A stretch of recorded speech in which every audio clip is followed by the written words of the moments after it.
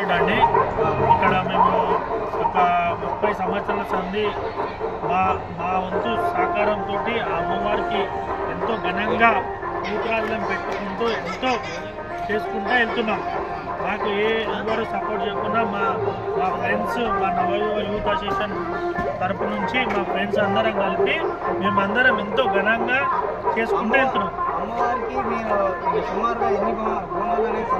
మేము ఇప్పటికీ ఒక 10 మేము మా గ్రామం వచ్చేసి ఎర్రగూడ, మా గ్రామం రాజేంద్ర నగర్ డివిజన్, ఇది రాజేంద్ర నగర్ కాన్స్టిట్యున్సీకి సంబంధించిన గుడి.